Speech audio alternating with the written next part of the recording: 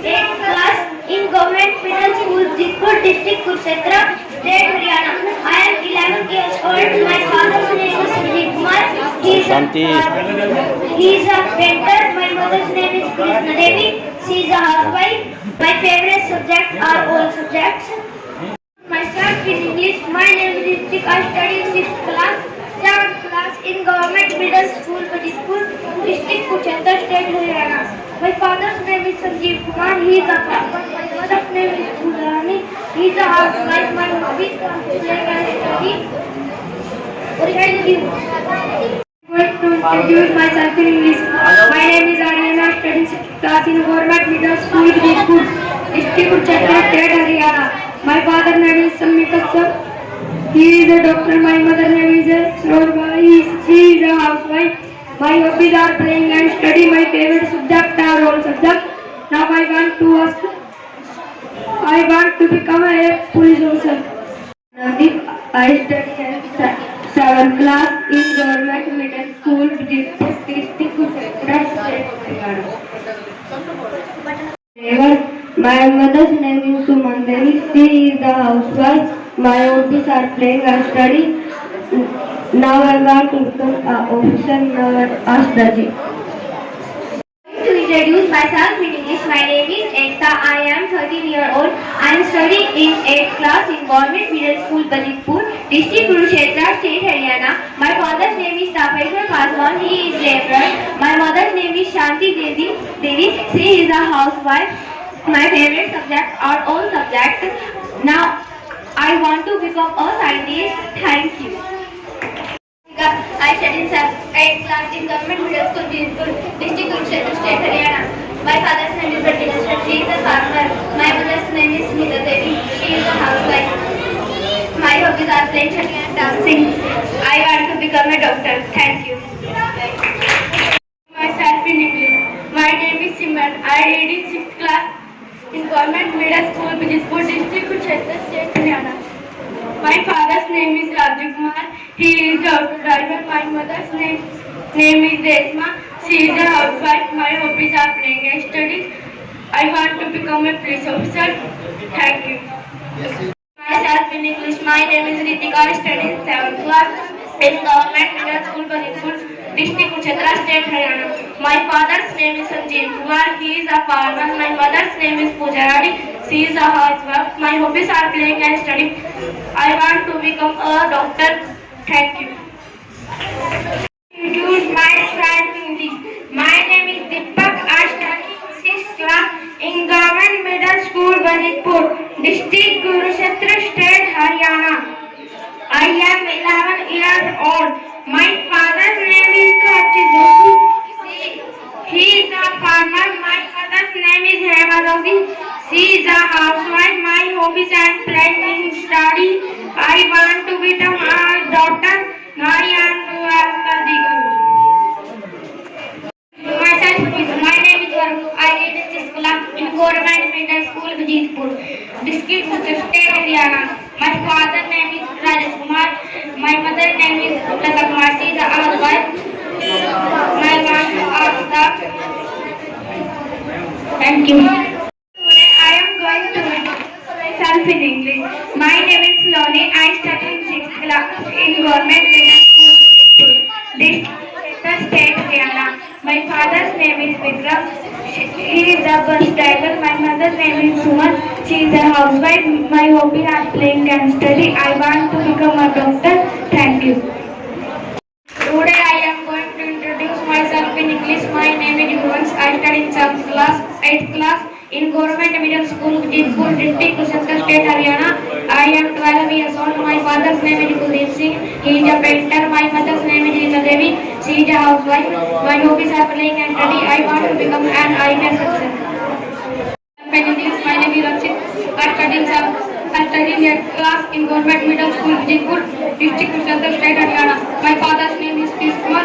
He is a my mother's name is Sonia. She is a housewife. My hobbies are playing and study. I want to become a cricketer. Thank you. Today I am going to introduce myself in English. My name is Anshuman. I study in 8th class in Government Middle School, Bijpur. I am 12 years old. My father's name is Parvinder Singh. He He is a painter. My mother's name is Sujita Devi. She is a housewife. My hobbies are playing and study. I want to become an engineer. Now I want to ask surgical machine. Thank you. Morning. Today I am going to introduce myself in English. My name is Navneet. I study in 7th class in Government Middle School, Dilpur district, Center State, Haryana. I am a 13-year-old. My father's name is Karanjit. He is a labor. My mother's name is Sumit Devi. She is a housewife. My hobbies are playing and study. I want to become a minister. Thank you. I introduce myself in English. I study in 6th class, 7th class in Government Middle School, Dilpur district, Center State, Haryana. My father name is Kumar. He is a shopkeeper. My mother name is Pooja. She is a shopkeeper. My hobbies are playing and study. I want to become a cricketer. Thank you. I study in 8th class in Government Middle School, district Center State, Haryana. My father's name is Kumar. He is a car driver. My mother's name is Sarani. She is a housewife. My name is Subject. My hobbies are playing, dancing and study. I want to become IPS officer. लेती है वह छोटी संतोषी चिड़िया, नीले पंखों वाली मैं हूँ, मुझे अन्न से बहुत प्यार। वह छोटी वह चिड़िया जो कंठ खोल कर दूध को बूढ़े बनवा की खातिर करवा लेती है, वह छोटी संतोषी चिड़िया, नीले पंखों वाली मैं हूँ, मुझे अन्न से बहुत प्यार है। बलिदान की जिनके बल पर मिली हमें आजादी हिंदुस्तान की, देखो रह खड़े तिलक जी साहस की चट्टान से, वीर लाजपत राय खड़े जो लड़ सकते तूफान से, दादा भाई नरोजी ने हर मुश्किल आसान की, जड़े हिला दी गांधी जी ने अंग्रेजों के राज की, जीवन देकर रक्षा कर ली भारत माँ की शान की, जर्जर के मन में बसती शहनाई उनकी शान की, भगत सिंह सुखदेव कहते अंगारों से खेलते, नेताजी आजादी खातिर फिरते हैं दुख झेलते, कौन भुला सकता कुर्बानी ऐसे वीर महान की, आजादी के दीवाने यह मौलाना आजाद है, यह पटेल जिनकी गर्मी से पिघल रहा फौलाद है, यह पटेल जिनकी गर्मी से पिघल रहा फौलाद है, जीवन देगा रक्षा कर ली भारत माँ की आवाज की। Thank you.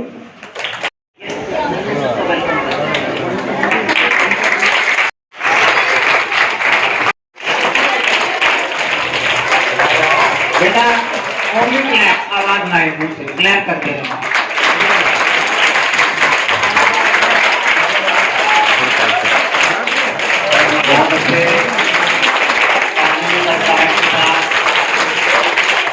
आपके प्रोग्राम के गंगा जी के द्वारा, रविंद्र जी के द्वारा, विधायक जी के द्वारा, श्री बाबूराम तुषार जी का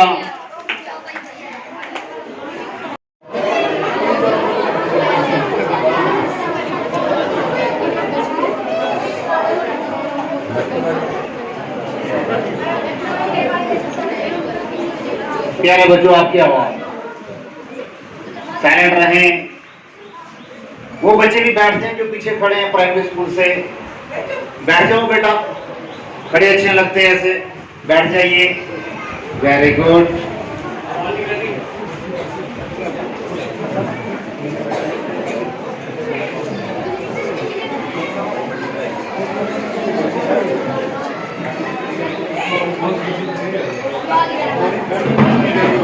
रंगारी करें, शुरुआत करें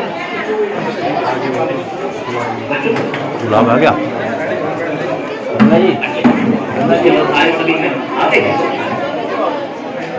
श्री गुलाब अली जी दे दियो, रास्ता दे दियो, विद्यालय में पहुंच चुके हैं बच्चों, रास्ता दे दियो।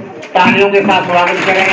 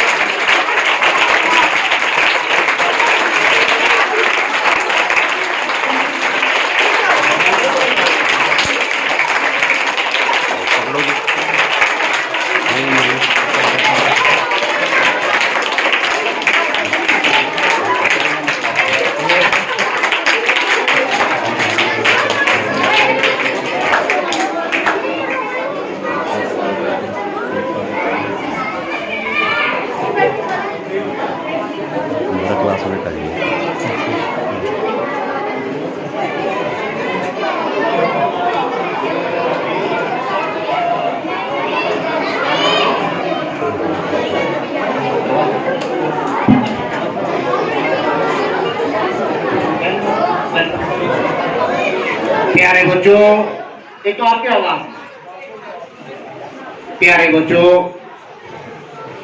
आज हम सभी मिलकर डॉक्टर भीमराव अंबेडकर जी की जयंती के उपलक्ष्य पे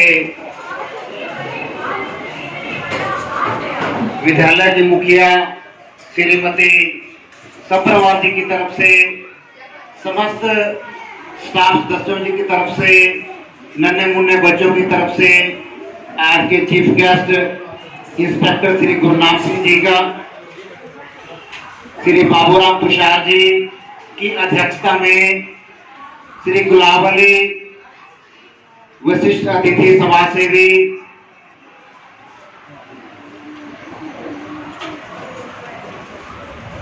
प्रधान Shri Om Prakash ji, retired police officer, doctor Ambedkar समाज कल्याण सभा के वो प्रधान हैं, उनके साथ साथ श्री नक्षत्र सिंह जी उप प्रधान, सुनील दत्त सचिव, दयाल सिंह सह सचिव, बीर सिंह खजांची, जरनैल सिंह सदस्य, वीरेंद्र सिंह सदस्य, जितेंद्र सिंह सदस्य, राहुल जी सदस्य, सृष्टि एजुकेशनल जो रजिस्टर्ड ट्रस्ट है, प्रधान श्री जरनैल सिंह रंगा जी का, श्री हुकमचंद संरक्षक डॉक्टर अंबेडकर समाज कल्याण सभा जी के, उनका, श्री रविंद्र कुमार जी सिरसमा सलाहकार, आप सबका इस उपलक्ष्य पर हार्दिक स्वागत करते हैं, अभिनंदन करते हैं।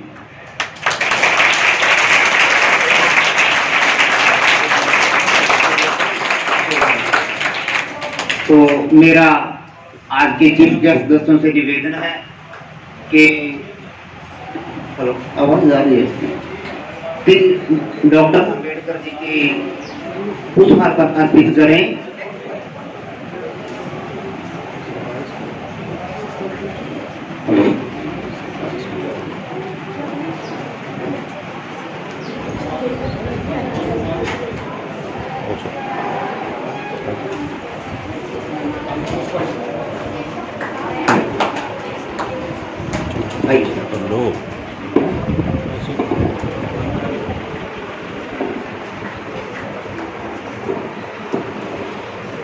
क्लैप बेटा, क्लैपिंग।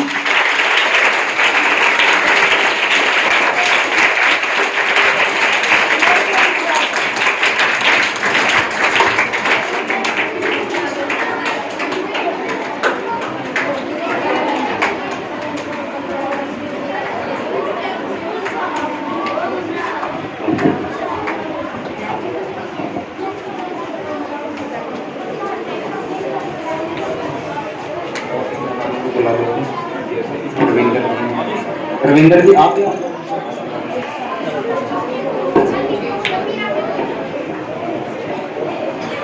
दीपांशु के पापा आ जाओ, वापस आ रहे, आ जाओ।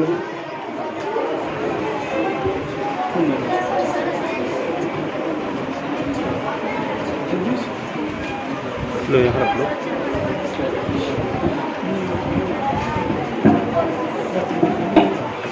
रख लो यहाँ, रख लो, ले लेंगे।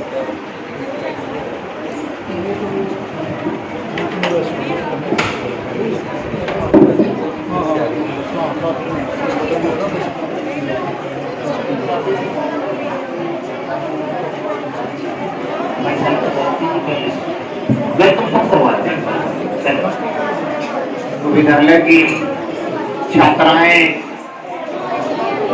ममता, आपके साथ में जो वेलकम सॉन्ग वाले बच्चे, वो वेलकम सॉन्ग वाले बच्चे आ गया है,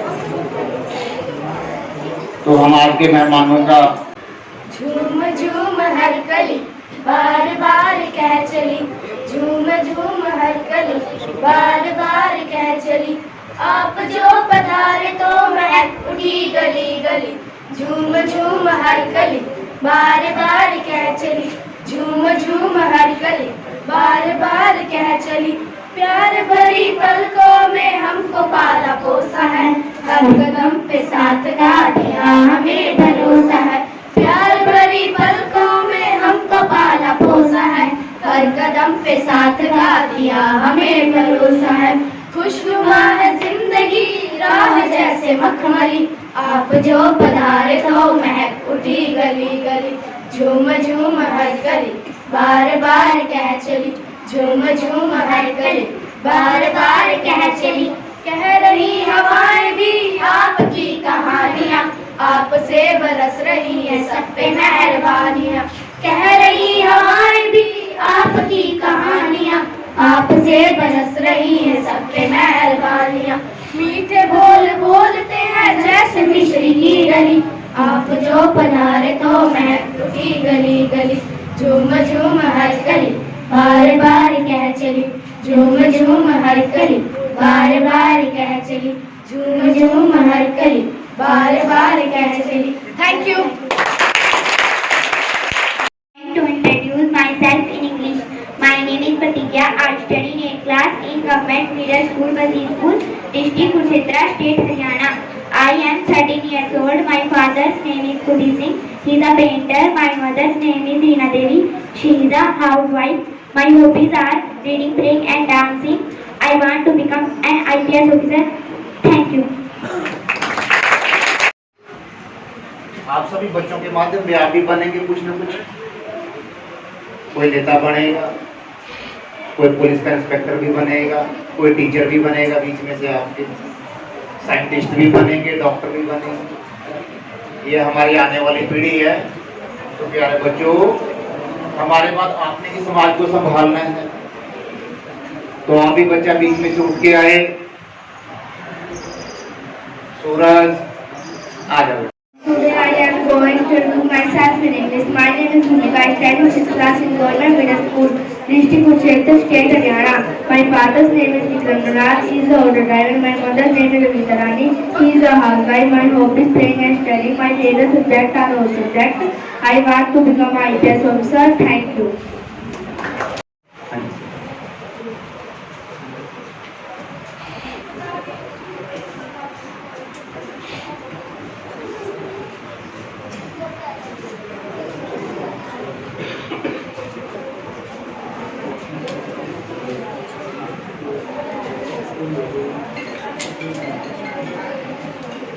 श्री जरनैल सिंह रंगा जी, प्रधान सृष्टि एजुकेशनल चैरिटेबल ट्रस्ट, अब आपके बीच में भी अपने विचार रखना चाहते हैं।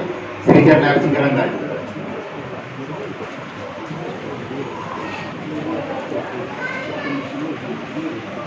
आज डॉक्टर अंबेडकर समाज कल्याण सभा वजीरपुर द्वारा बाबा साहब डॉक्टर भीमराव अंबेडकर जी के 133वें जयंती पर्व के उपलक्ष्य में आज का जो यह कार्यक्रम यहाँ स्कूल में समिति के सभी पदाधिकारियों ने एक मीटिंग की और उन्होंने कहा कि सबसे पहला, क्योंकि डॉक्टर अंबेडकर समाज कल्याण सभा वो अभी 2 फरवरी को उसका रजिस्ट्रेशन हुआ, उसके बाद सारी उसकी प्रक्रिया जो है वो अभी इसी मंथ में वो सारी प्रक्रिया पूरी हुई, जिसमें बैंक अकाउंट से लेकर के और पैन कार्ड वगैरह सभी का जो उसकी प्रक्रिया है वो पूरी हुई।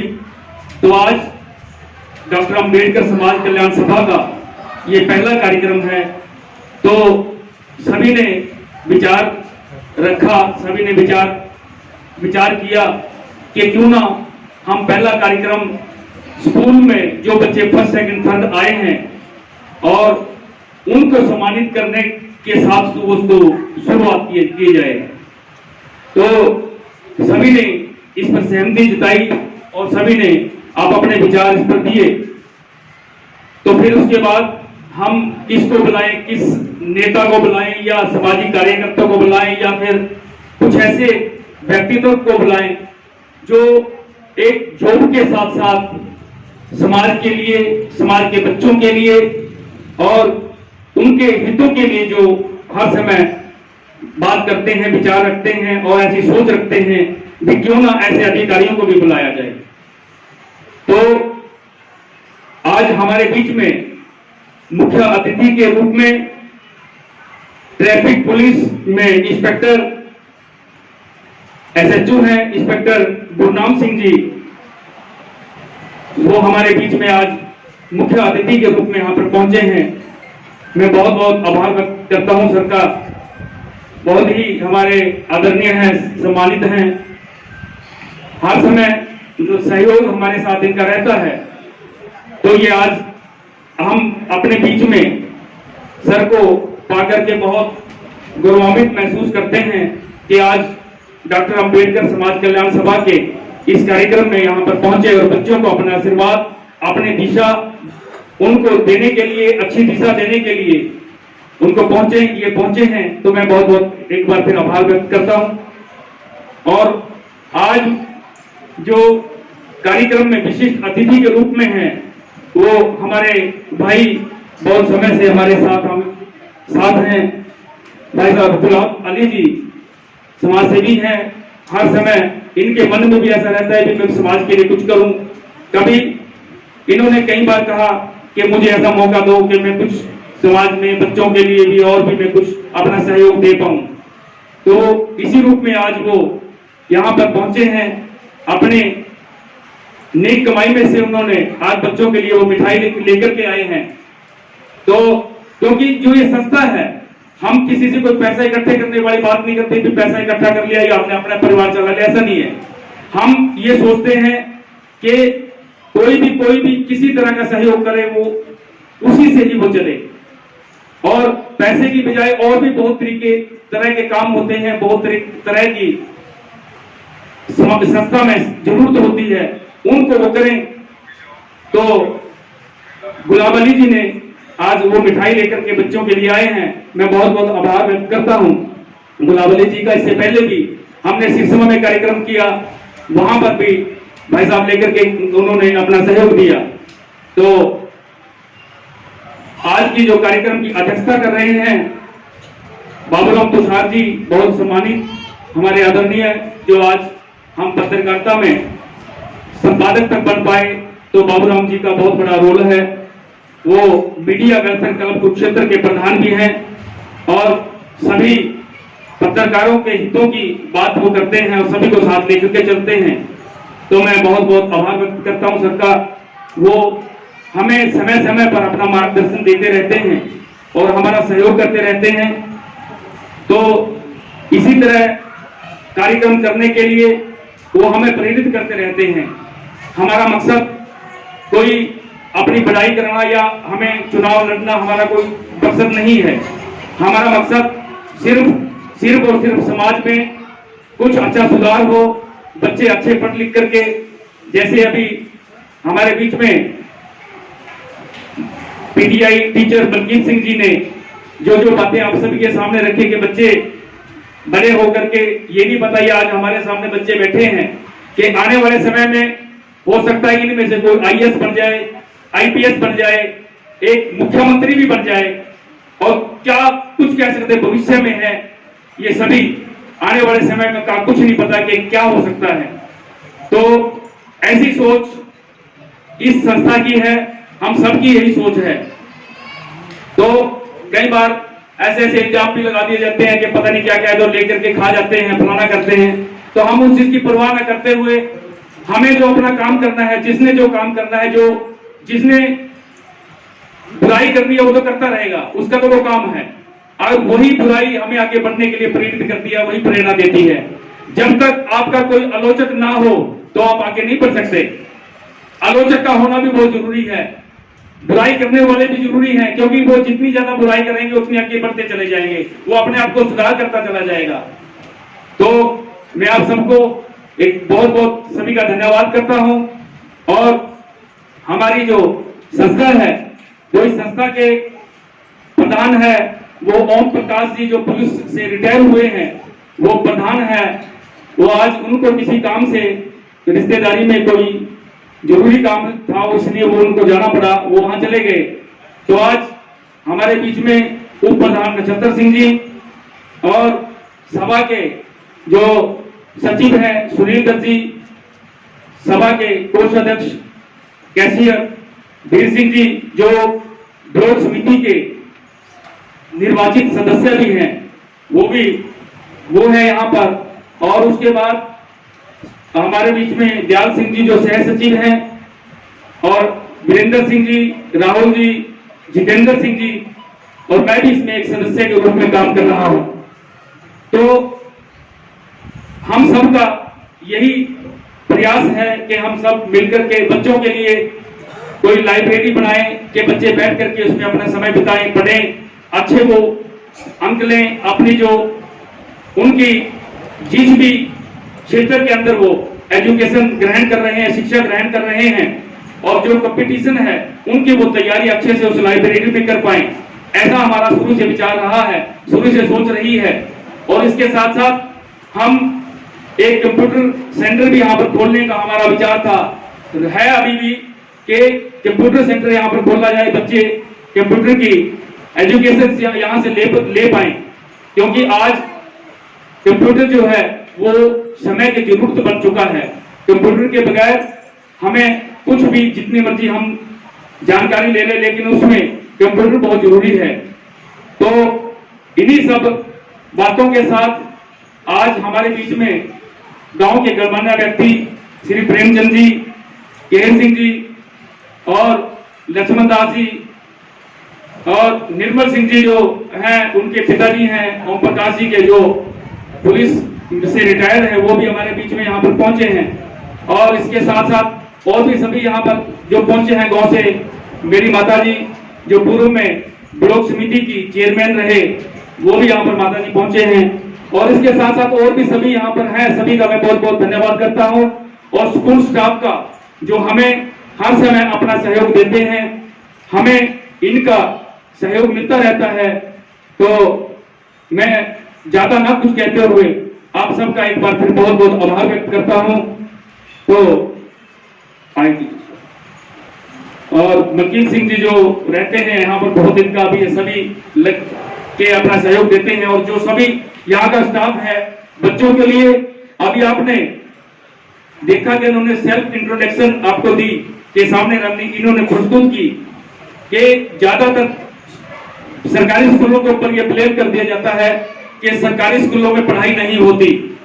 तो वो सब क्या है, वो सिर्फ एक हमारी एक सोच है कि हम लगातार, अगर सरकारी स्कूल के जो टीचर हैं वो सारे क्वालिफाइड हैं, अच्छी उन्होंने ट्रेनिंग उनको ली हुई होती है, कमी किसकी है, कमी हमारी अपनी होती है।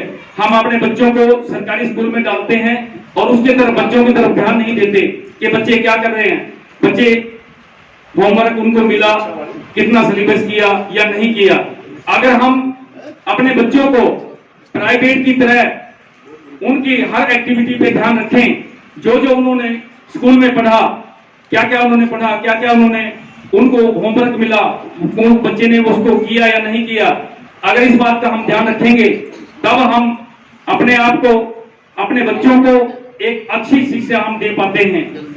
ऐसी बात नहीं कि आप, एक रिकॉर्ड है, अब तक जितने भी IAS IPS बने हैं, अच्छे अधिकारी जो रहे हैं, बड़े बने हैं, वो सारे सरकारी स्कूलों से निकले हैं, वो सभी सरकारी स्कूलों से निकले हैं।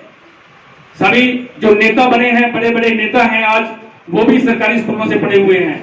ऐसी बात नहीं है कि सरकारी स्कूलों में पढ़ाई नहीं है, सरकारी स्कूलों में बहुत अच्छी पढ़ाई है, लेकिन आपने, हम सब, उनके जो पेरेंट्स हैं, जो माता पिता हैं, सबने उन बच्चों पर ध्यान देना पड़ेगा। जैसे हम अपने बच्चों को सुबह तैयार करते हैं, सबसे पहले उठाते हैं, उसके बाद उनको नहा करके अच्छी तरीके से अच्छी ड्रेस वगैरह करके उनको जो उनकी गाड़ी है, गाड़ी तक छोड़ने जाते हैं। और अगर यही प्रक्रिया हम अपने सरकारी स्कूल में अपना लें तो आपके बच्चे को आगे बढ़ने से कोई रोक नहीं सकता।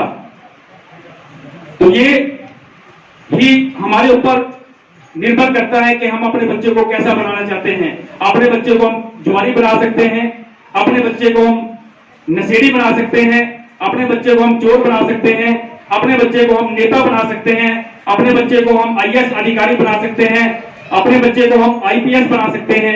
ये हमारे ऊपर निर्भर है, क्योंकि माँ बाप जो है वो अपने बच्चे पर जितनी गौर रखेगा तभी ही वो कुछ कर पाएगा। अगर हमने बच्चे को छोड़ दिया जहां पर जी जाए, किसके साथ, कौन उसके साथी हैं, कैसे उसका साथी है, वो कैसे हैं, उनकी प्रवृत्ति कैसी है, उनकी सोच कैसी है, अगर हम इन बातों पर ध्यान नहीं देंगे तो बच्चा उसी तरह उन्हीं की संगत में पड़ता चला जाएगा और वैसा ही वो बनना शुरू हो जाएगा, वो चोर भी बनेगा। अब जैसे ये सभी बच्चे यहाँ पर बैठे हैं, तो सभी बच्चों से मैं एक बात पूछना चाहता हूं कि जब आप स्कूल बस्ता आप देखते हो, क्या कभी किसी ने चोरी की? कभी की होगी? नहीं की? तो कभी आपके माँ बाप ने आपका बैग चेक किया? नहीं किया? सबसे पहले शुरुआत यहीं से होती है कि जब हमारे बच्चे पहली क्लास से स्कूल में आ जाते हैं, तो वो हम सुबह ये देखते हैं उसके बस्ते में कॉपी है, पेंसिल है, पेन है या नहीं है। हाँ, अगर हमने जो कुछ दिया सुबह उसको भेज दिया, उसके बाद जब स्कूल से आया, स्कूल से आने के बाद अगर हमने उसके बैग में दूसरी पेंसिल देख ली, क्या हमने पूछा ये दूसरी पेंसिल कहां से आई? मैंने तो एक दी थी। कभी पूछा कि ये दूसरी पेंसिल कहां से आई? शुरुआत चोरी की वहीं से होती है। अगर उस समय बच्चे को रोक दिया और वो पूछा उससे ये चोरी कहां से करके आया, अगर उसका उसकी दे गया और जिससे लेकर के आया, तो तुम्हारे बच्चे की हिम्मत नहीं है कि वो चोरी करेगा। तो ये बातें हैं, इन पे गौर करना बहुत जरूरी है। और दूसरी बात, आज हमारे बीच में पुलिस अधिकारी यहां पर पहुंचे हैं, तो कोई बच्चा बता सकता है कि समाज में सामाजिक प्रश्न भी है, ये एक जनरल नॉलेज का प्रश्न भी है कि समाज में पुलिस की जरूरत क्यों पड़ती है? समाज में पुलिस की जरूरत क्यों पड़ती है? ये क्वेश्चन है। हाँ बेटा बताएं। माइक में बताओ, सबको सुनाई हाँ यही करें। चोरी चकारी को बचाने के लिए और झगड़े को सुलझाने के लिए और ट्रैफिक को अगर कोई ना फॉलो करे तो उसे हटाने के लिए। बहुत बढ़िया बच्चे ने देखो बताई है कि पुलिस की जरूरत क्यों पड़ती है। तो यही बातें हैं कि हमारे बच्चों को पुलिस की जरूरत क्यों है और इसके साथ साथ पुलिस क्या क्या कार्य करती है और हमारी सेफ्टी के लिए क्या कार्य करती है पुलिस। हम कई बार जैसे यहाँ से जाते हैं कि 18 साल से कम के बच्चे जो हैं, जो छोटी छोटी उम्र के 10-10 साल के मोटरसाइकिल लेके घूमते हैं और वो इतनी स्पीड में चलाते हैं, उनको कुछ पता नहीं उसके रूल क्या है। अगर मोटरसाइकिल है, मोटरसाइकिल चलानी कैसे है, उस मोटरसाइकिल को चलाने के लिए क्या हमारे पास जरूरी होना चाहिए, उसके सारे डॉक्यूमेंट पूरे होने चाहिए। उसके लिए सभी हमारे उसकी एक एज है, उसके बाद वो उसको हम चला सकते हैं, उसके पास वैध लाइसेंस होना चाहिए। वो चीजें हमें उस चीज की जरूरत पड़ती है। और हेलमेट का होना बहुत जरूरी है। हेलमेट की क्यों जरूरत पड़ती है? हेलमेट की क्यों जरूरत पड़ती है? बच्चा कोई बताएगा हेलमेट की जरूरत क्यों पड़ती है? शाबाश।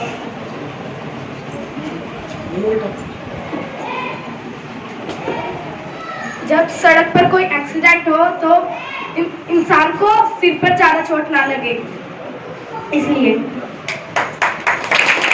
बहुत बढ़िया इस व्यक्ति ने जवाब दिया कि हेलमेट खाली ये नहीं है कि पुलिस से डरने के लिए नहीं पहनना हेलमेट।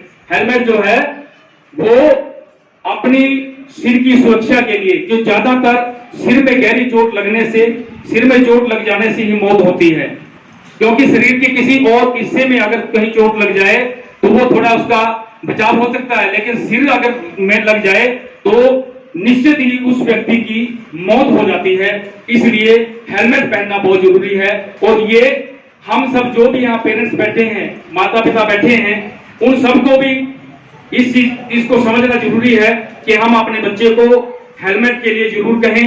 अगर वो हेलमेट लेगा तभी उसको मोटरसाइकिल देंगे, ऐसा हमने सोचना। और जितने भी बच्चे बैठे हैं ये भी आगे से सबको अपने घरों में जाके अपने पापा को बोलेंगे, अपने भाई को बोलेंगे कि सभी हेलमेट पहन करके जाएं। और इसके बारे में ज्यादा विस्तार से हमारे बीच में जो ट्रैफिक रूल्स हैं वो सारे हमारे बीच में इंस्पेक्टर साहब आप सबको बताएंगे, मुख्य अतिथि हैं वो आप सबको इसके बारे में जानकारी देंगे। तो मैं और ज्यादा ना कुछ कहते हुए मैं एक बार फिर आप सभी अतिथि गणों का बहुत बहुत धन्यवाद करता हूं, सभी गांववासियों का बहुत बहुत धन्यवाद करता हूं।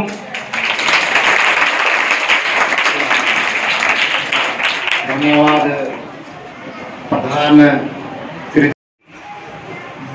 आपके बहुत आभारी हैं।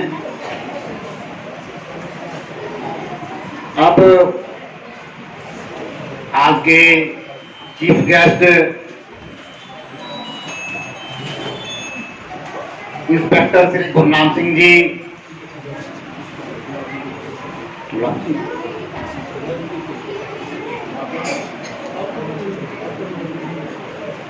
चीफ गेस्ट श्री गुलाब अली जी,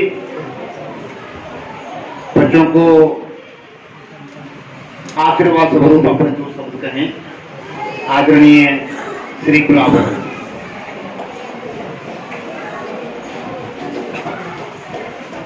हेलो, आदर और सम्मान के योग जो भी हमारे आज गणमान्य व्यक्ति मुख्य रूप में यहाँ पे पधारे हैं, गांव के गणमान्य व्यक्ति, उनका यहाँ पहुँचने पर मैं भी हार्दिक दिल से धन्यवाद करता हूँ, क्योंकि ये जो प्रोग्राम है ये एक दूसरे की हौसला अफजाई का प्रोग्राम है। ये बच्चों की हौसला अफजाई है। जब हम ऐसे प्रोग्राम में कहीं पे शामिल होते हैं तो बच्चों को भी एक क्वेश्चन के आंसर देने का मौका मिलता है, आगे बढ़ने का मौका मिलता है। और इसीलिए ये जो प्रोग्राम है ये जो इसीलिए रखे जाते हैं कि हमारे बच्चे आगे बढ़े। कल को इन्होंने स्टेज पे भी भाषण देने हैं, आगे बढ़ना है, IPS अफसर बनना है, किसी ने इंस्पेक्टर बनना है। तो ये जो प्रोग्राम है ये हौसला अफजाई का प्रोग्राम है। और मैं बहुत बहुत धन्यवाद करता हूँ रंगा जी का, जो हमें भी ऐसे प्रोग्रामों में बार बार आने का मौका देते हैं। क्यों? क्योंकि ये एक मिलजुल कर करने का काम है और इसको हम सब मिलजुल कर रहे हैं। और ऐसे ही हम आगे भी जहां भी रंगा साहब हमें मौका देंगे हम ऐसे ही मिलजुल कर इस काम को करते रहेंगे। और मैं फिर से सभी अतिथिगण का, गांव के आए गणमान्य व्यक्तियों का धन्यवाद करता हूं। और खासतौर से बच्चों का जो अच्छे नंबर लेकर परीक्षाओं में पास हुए हैं और आइंदा भी ऐसे ही पास होते रहना है, इन बच्चों को भी बहुत बहुत बधाई देता हूं। और सरकारी स्कूल का ही ज्यादा ध्यान रखते हुए रंगा साहब ने अब वही बताया कि आज हमने एक कल्चर बना लिया कि अपने बच्चों को प्राइवेट स्कूलों में पढ़ाना है। क्या वो सिर्फ एक देखा देखी है? क्या अच्छी पढ़ाई सरकारी स्कूलों में नहीं हो सकती? हो सकती है। अभी बच्चों ने कितने अच्छी अपना प्रोफेस दिया, कितनी अच्छी बात की, कितनी अच्छी एक्टिविटी दी। तो ये सरकारी स्कूलों को भी बढ़ावा देने का एक प्रोग्राम है। और मैं भी सभी गणमान्य व्यक्तियों से, गांव के व्यक्तियों से भी यही दरखास्त करूंगा कि हम अपने ज्यादा से ज्यादा बच्चों को सरकारी स्कूलों में पढ़ाएं। यहाँ अच्छे एजुकेटेड, प्राइवेट स्कूलों में इतने एजुकेटेड टीचर होते भी नहीं। यहाँ पे CTET पता नहीं कौन कौन सी परीक्षाएं पास करके कहाँ से मुश्किल से सरकारी स्कूलों में जो भी टीचर है ये आते हैं और ये वेल क्वालिफाइड टीचर होते हैं। हम अपने बच्चों को यंग भी पढ़ाएं, साथ साथ में खुद भी ध्यान दें। और मैं फिर से सभी अतिथिगण का धन्यवाद करता हूं और ज्यादा समय न लेते हुए बहुत बहुत आभार श्री गुलाब सिंह अली जी का, समाज सेवी।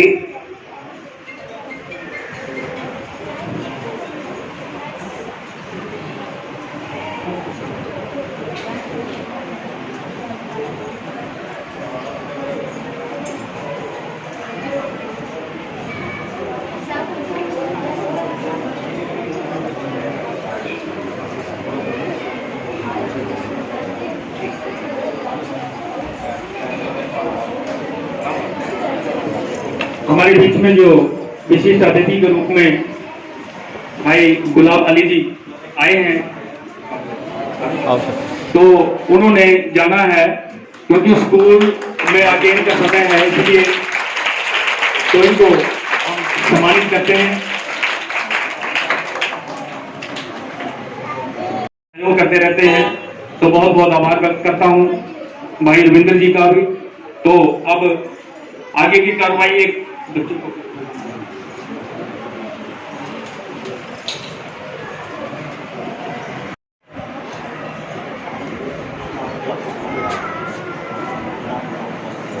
जब उसके जीवन को पढ़ेंगे तो हमें इतनी प्रेरणा मिलेगी कि आप अपने आप को एजुकेशन के प्रति अपने आप को आगे बढ़ेंगे, एजुकेशन ज्यादा ग्रहण करेंगे आप। ऐसी परिस्थितियां उनके पास थी, लेकिन आज तो हमारे पास अच्छा खाने को मिलता है, अच्छा पहनने को मिलता है, अच्छा परिवेश है, अच्छा रहन सहन है, सब कुछ अच्छा है, पैसे भी हैं। लेकिन उन्होंने पढ़ाई मरते दम तक पढ़ाई की। जो लास्ट की डिग्री बाबा साहब डॉक्टर भीमराव अंबेडकर की थी वो बार एट लॉ की डिग्री थी। बार एट लॉ जब उनकी डेथ हो गई थी उसके बाद वो डिग्री उनको मिली थी। तो ये जरूरी है कि इतनी बड़ी प्रेरणा हमारे बीच में आज उस महान हस्ती का आज हम जन्मदिन जयंती पर्व भी मना रहे हैं, तो ये एक प्रेरणा देने वाला है, क्योंकि इन चीजों से हम बहुत दूर हैं, और ज्यादा हम पढ़ते हैं और दूसरी चीजों में हम उलझे रहते हैं। जब इन महापुरुषों का इतिहास जब हम पढ़ेंगे तो हमको पता लगेगा कि वो क्या थे और हम क्या है, हम क्या बन सकते हैं। तो ये बेटी बाबा साहब डॉक्टर भीमराव अंबेडकर जी के बारे में अपने विचार रखेगी बेटी ममता। जो पानी से नहाते हैं वो लिबास बदलते हैं, कि जो पानी से नहाते हैं वो लिबास बदलते हैं, और जो पसीने से नहाते हैं वो इतिहास बदलते हैं। नमस्कार, मेरा नाम ममता है, मेरी आयु 12 वर्ष है और मैं 8वीं कक्षा की छात्रा हूँ। आज मैं डॉक्टर भीमराव अंबेडकर जी के बारे में कुछ शब्द प्रस्तुत करना चाहती हूँ। डॉक्टर भीमराव अंबेडकर का जन्म 14 अप्रैल 1891 में हुआ था। उनके पिताजी का नाम श्री रामजी माली जी सकपाल था। उनकी माताजी का नाम भीमबाई था। अंबेडकर जी एक प्रसिद्ध राजनीतिज्ञ तथा सुधारक भी थे। इन्होंने भारतीय संविधान के निर्माण में अपना अमूल्य योगदान दिया था, जिसके कारण इन्हें भारतीय संविधान निर्माता भी कहा गया है। अंबेडकर जी पढ़ने में होशियार थे, इसी के कारण इन्हें छात्रवृत्ति भी प्राप्त थी। इसके पश्चात वे न्यूयॉर्क के कोलंबिया विश्वविद्यालय से पोस्ट ग्रेजुएट हुए तथा आगे की पढ़ाई के लिए अमेरिका चले गए। अंबेडकर जी भारत के पहले ऐसे व्यक्ति थे जिन्होंने विदेश से पीएचडी की डिग्री हासिल की थी। हिंदू धर्म से बौद्ध धर्म को उन्होंने अपना धर्म बनाया। डॉक्टर भीमराव अंबेडकर के पास 32 डिग्रियां थी तथा वे 9 भाषाओं में निपुण थे। डॉक्टर भीमराव अंबेडकर को 1990 में भारत रत्न से सम्मानित किया गया और 2012 में ग्रेटेस्ट इंडियन का पुरस्कार भी दिया गया। उनकी मृत्यु 6 दिसंबर 1957 में हुई।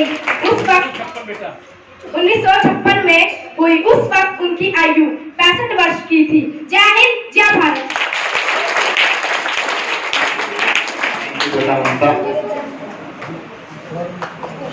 प्रेरणा जरूर लेनी चाहिए। पीछे बेटा बात ना करें। भूमिका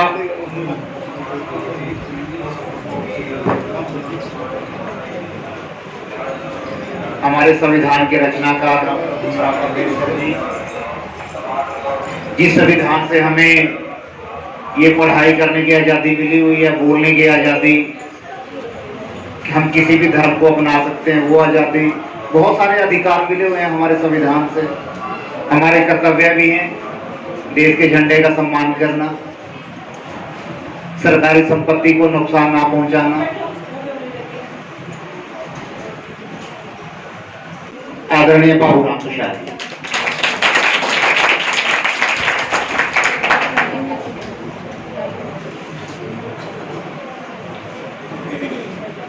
सबसे पहले तो मैं विश्व के सबसे बड़े विद्वान, महापुरुष, महामानव डॉक्टर भीमराव अंबेडकर जी को सत सत नमन करता हूं कि जिनकी बदौलत आज विश्व के अंदर उन्होंने जो एक शिक्षा का संदेश दिया और उस शिक्षा को ग्रहण करके हमारे देश का हर युवा बच्चे आगे बढ़ रहे हैं। ऐसे महामानव को सत सत नमन। आज डॉक्टर अंबेडकर समाज का कल्याण सभा द्वारा, भगीरथ द्वारा यहाँ पर स्कूल में आयोजित इस कार्यक्रम में मुख्य अतिथि के रूप में पहुंचे SHO ट्रैफिक इंस्पेक्टर गुलाम सिंह जी, अभी हमारे बीच से अपना भाषण देकर गए समाज सेवी गुलाब अली जी, डॉक्टर अंबेडकर समाज कल्याण परिषद के सभी पदाधिकारी और सृष्टि एजुकेशन ट्रस्ट के प्रधान जरनैल सिंह रंगा जी, जो समय समय पर ऐसे कार्यक्रम आयोजित करते रहते हैं और वे कई बार यहाँ पर स्कूल में कई कार्यक्रम आयोजित कर चुके हैं, जिनमें मुझे आने का सौभाग्य प्राप्त हुआ। स्कूल के सभी अध्यापकगण, मुख्य अध्यापक और गांव से आए सभी प्रबुद्ध व्यक्ति, छोटे प्यारे बच्चों, आज ये बड़ा सौभाग्य का दिन है कि आज हम डॉक्टर भीमराव अंबेडकर की 133वीं जयंती के अवसर पर आज यहाँ पर इकट्ठे हुए और उनके जीवन को याद किया। जैसे रंगा जी ने बताया कि डॉक्टर भीमराव अंबेडकर एक ऐसी महान शख्सियत थी जिन्होंने देश के अंदर एक शिक्षा की क्रांति को लाने का काम किया था और उन्होंने समाज में फैली बुराइयों को दूर किया था और उन्होंने अपने कार्यों के द्वारा एक अनूठी मिसाल कायम की जिसका इतिहास में कोई वर्णन नहीं। ऐसे महापुरुष कभी कभी ही जन्म लेते हैं और उन्होंने एक गरीब परिवार में पैदा होकर जो इतनी बड़ी शिक्षा प्राप्त की, आज तो बड़े बड़े जो धनाढ्य लोग हैं, जो चम्मच लेकर, सोने की चम्मच लेकर पैदा होते हैं, वो भी इतनी बड़ी शिक्षा ग्रहण नहीं कर पाते। लेकिन उन्होंने गरीबी में और उस समय उन्होंने जब विदेश में जाकर शिक्षा प्राप्त की, उस समय उनकी पत्नी की हालत बहुत ज्यादा खराब थी, उनके छोटे बच्चे की मृत्यु हो चुकी थी, लेकिन उन्होंने फिर भी साहस नहीं छोड़ा और विदेश में जाकर शिक्षा ग्रहण की। ऐसे महापुरुष को हम कभी भुला नहीं पाते। वैसे भाषण तो में जितना मर्जी, हम क्यों तो पत्रकार हैं, हम बोलते ही रहते हैं सारा दिन, लेकिन हमें हमारे बीच इंस्पेक्टर SHO ट्रैफिक गुलाम सिंह जी पहुंचे हैं। वो बच्चों को ट्रैफिक के रूल के बारे में बताएंगे। उनकी ड्यूटी हमारे से भी ज्यादा इम्पोर्टेंट है। अब मेरे बैठे बैठे उनके पास 2-3 SP साहब की भी कार आ चुकी है और लेकिन वो भी बच्चों को ट्रैफिक के रूल के बारे में बताएंगे। हम तो सिर्फ उन्हीं को सुनना चाहते हैं कि वो बच्चों को बताएं कि पुलिस का क्या रोल है और पुलिस के प्रति हम सब का क्या रोल है, वो इसके बारे में बताएंगे। मैं एक बार फिर से सभी अतिथियों का, स्कूल के सभी अध्यापकगण, मुख्य अध्यापकगण, गांव के सभी प्रबुद्ध लोगों का और डॉक्टर अंबेडकर समाज कल्याण परिषद के सभी पदाधिकारियों का और जरनैल सिंह रंगा जी का विशेष रूप से एक बार फिर से हार्दिक धन्यवाद करता हूँ। जय भीम, जय Bharat. Inspector traffic police Shri Gurnam Singh ji को आमंत्रित करता हूँ। बच्चों को आशीर्वाद पूर्वक इंस्पेक्टर श्री गुरनाम सिंह जी। जय हिंद। डॉक्टर भीमराव समाज कल्याण सभा जगतपुर का सभा के सभी सदस्यों को मेरा नमन, विशेष रूप से श्री बाबूराम प्रसाद जी, वरिष्ठ पत्रकार, और श्री जरनैल सिंह रंगा जी। मैं समझता हूँ कुरुक्षेत्र की सबसे बड़ी फौज है जो सामाजिक तौर पर कार्यक्रम करने के लिए बाबूराम प्रसाद जी और जरनैल सिंह रंगा, इससे बड़ा एग्जाम्पल नहीं हो सकता। शायद वो रात को सोते हैं, उस वक्त भी इनका यही ध्यान रहता होगा कि हम समाज के लिए क्या करें, किस प्रकार की उनकी खबरें लगाएं, लोगों को कैसे जागरूकता पैदा करें। शायद उनकी 24 घंटे की गतिविधि यही रहती है। और मैं ऐसी सक्सेस को प्रणाम करता हूँ। मेरे बड़े भाई हैं, दोनों मेरे सम्मानित है। इनकी प्रेरणा से ही आज मैं जो यहाँ पर पहुँचा हूँ, ये आपके सामने हूँ, ये इन्हीं की बदौलत है और बाबा भीमराव अम्बेडकर जी का आशीर्वाद है। तो मैं सभी बच्चों को भी अपना प्यार और स्नेह देना चाहता हूँ। सभी बच्चे एक बड़ी क्लैप जरूर करें।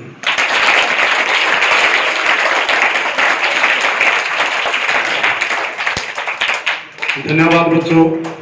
मेरा क्लैप कराने का मतलब कि आप यहाँ पे तैयार हो सुनने के लिए। धन्यवाद आप सभी का। जैसे श्रीमान जी बोल रहे थे ट्रैफिक रूल के बारे में। ट्रैफिक रूल बेटे वो अलग बात है, एक छोटा पार्ट है। बड़ा पार्ट है हमारी लाइफ। लाइफ जैसे कहते हैं 100 लोग 1 की, ये मुहावरा भी है और वैसे कहावत भी है। 100 लोग 1 की यानी 100 तालों की 1 ताली। वो क्या है? वो है शिक्षा, पढ़ाई, एजुकेशन, जिसे हम हर प्रकार की वर्किंग कर सकते हैं या हर प्रकार का ताला खोल सकते हैं। उसका मैं एग्जांपल देता हूँ। जो पढ़ा लिखा व्यक्ति है या जो शिक्षा ग्रहण करेगा वही ही कोई पॉलिटिकल बनेगा, कोई आईएएस बनेगा, कोई आईपीएस बनेगा, कोई इंजीनियर बनेगा, कोई टीचर बनेगा, कोई पुलिस भी बनेगा, कोई फौजी भी बनेगा। ठीक है ना? वही एक चाबी है। शिक्षा के माध्यम से ही हर प्रकार का ताला यानी किसी भी फील्ड में आप जा सकते हो। एजुकेशन एक आपकी चाबी है, वो कहीं भी लगा सकते हो। आपका दिमाग जिस भी फील्ड में काम करता है उस ताले को आप खोल सकते हो पढ़ाई के माध्यम से। और बाबा भीमराव अम्बेडकर ने कहा है शिक्षा एक शेरनी का दूध है। क्या है शिक्षा? एक शेरनी का दूध है। शेरनी का मतलब है कि पावरफुल चीज, मतलब जो पावरफुल है, जो हर चीज को कवर कर सकता है। तो ऐसी एक शिक्षा है। तो शिक्षा से आप हर फील्ड में जा सकते हो, हर प्रकार की। उसमें आपको ये नहीं है भी मैं ये कार्य या ये पोस्ट मैं प्राप्त नहीं कर सकता, क्योंकि मैं भी एक गरीब परिवार से हूँ। मेरे पिताजी एक फार्मर थे, खेती करते थे। मैं भी उनके साथ हाथ बटाता था, खेती करता था। लेकिन उन्होंने बाबा भीमराव साहब अम्बेडकर के विचारों को सुना होगा और उसी से प्रेरित होकर हमें भी एजुकेशन शिक्षा दिलाई और उस एजुकेशन या शिक्षा के बदौलत ही हम यहाँ पर पहुंचे। अदरवाइज तो मैं भी एक साधारण व्यक्ति होता। अगर आपके सम्मुख कुछ मान सम्मान पाने का हक रखता हूं तो शिक्षा ही वो माध्यम है। अदरवाइज मेरे पास कोई ऐसा राइट नहीं है कि मैं आपसे मान सम्मान ले सकूं। वो सिर्फ शिक्षा ही है। और जो शिक्षा के लिए बाबा भीमराव अम्बेडकर ने, ज्योतिबा फुले ने, अनेक प्रकार के विद्वान, महर्षि, संत महापुरुष हुए जिन्होंने शिक्षा के बारे में विस्तार से बताया और जो समाज में बुराइयां हैं उनको भी दूर किया है। जैसे बाबा भीमराव अम्बेडकर ने छुआछूत, जात पात, नारी शक्ति को भी काफी उठाया, क्योंकि पहले नारी का भी पूरा सम्मान नहीं किया जाता था। तो ऐसे काफी संत महापुरुषों हुए हैं और जो बाबा भीमराव साहब का मेन रोल रहता है इन चीजों में, जिन्होंने हमारे संविधान की रचना की, पूरे कल्चर को किस प्रकार से चलाना, ऐसे दिमाग उसके अंदर था। उसी की बदौलती आज हम विचार आदान प्रदान कर रहे हैं और ऐसी सक्सेस की हम पुण्यतिथि को याद कर रहे हैं। उसको प्रेरणा से हम आगे बच्चों को भी प्रेरित कर रहे हैं। तो अभी मैं ट्रैफिक रूल है, जैसे बच्चों ट्रैफिक रूल क्या होता है? अब जैसे आप लाइन में बैठे हो, लाइन का मतलब होता है भी डिसिप्लिन। भी आप डिसिप्लिन, अगर एक बच्चा इधर बैठ जाएगा, एक इधर बच्चा बैठ जाएगा, एक उधर बैठ जाएगा, यानी आप काउंटिंग भी नहीं कर सकते। अगर आप लाइन में बैठते हो तो आप काउंटिंग कर सकते हो, श्योर हो सकते हो कि इस लाइन में 10 है, इसमें 12 है, इसमें 15 है, या टाइम भी कम लगता है। फिर अगर इधर उधर बैठे होगे तो हमारा दिमाग भी ज्यादा लगेगा और शायद काउंटिंग भी ठीक ना हो और समस्या भी ज्यादा पैदा होती है।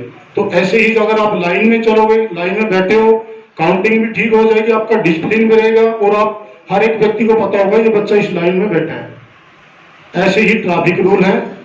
ट्रैफिक रूल है जैसे मान लो बाईं ओर चलिए, बाईं ओर, ये रूल बना हुआ है, ठीक है ना, ये रूल है, जैसे बाईं ओर चलिए, अगर हम उस रूल को फॉलो करेंगे तो हमारा एक टारगेट होगा बाईं ओर चलने का, दाईं ओर नहीं चलेंगे, अभी बाईं ओर चलेंगे, हमारा जो रोड है वो सेफ रहेगा, जो रूल है वो सेफ रहेगा। जैसे बाईं ओर चले, अगर एक दाईं ओर चल रहा है बाईं ओर, तो डिस्कनेक्ट हो जाएंगे, यानी उनका एक्सीडेंट की, दुर्घटना होने की ज्यादा संभावना होती है, अगर उसको रूल का पता नहीं है। अगर रूल को पता है मैं बाईं ओर तक चल रहा हूं तो दूसरा भी बाईं ओर आएगा, यानी बीच का रास्ता क्लियर हो जाएगा, और न तो कोई ऐसी दुर्घटना होगी और न ही जाम वगैरह लगेगा। अभी आप छोटे बच्चे हो, जैसे अगर आप 16 से 18 साल तक के होते हो तो आप स्कूटी चला सकते हो सीखने के बाद। पहले स्कूटी को सीखिए, उसके बाद 16 से 18 वर्ष तक होने तक स्कूटी को चलाइए। 18 वर्ष के बाद लाइसेंस बनने उपरांत स्कूटर मोटरसाइकिल को चला सकते हो। अगर आप 16 से कम के हो, स्कूटी चलाते हो, मोटरसाइकिल चलाते हो, गाड़ी चलाते हो, तो उसमें आपको फाइन लगेगा, और आपके साथ साथ आपके पेरेंट्स को भी फाइन लगेगा और सजा भी होगी। सेक्शन 30 है मोटर व्हीकल एक्ट की, सेक्शन 3 में यही कहा गया है भी कोई भी जिसकी एज नहीं, अंडर एज, जिसकी उम्र कम है, वो गाड़ी नहीं चला सकता। अगर चलाएगा तो उसको 5,000 रुपए का फाइन लगेगा। कितने का? 5,000 रुपए का। उसके साथ सेक्शन 4, उसमें उसके पिताजी को पनिश दी जाती है, 5,000 उसको, 5,000 रुपये उसके पिताजी को, प्लस 1 माह का सजा भी होती है, ठीक है ना।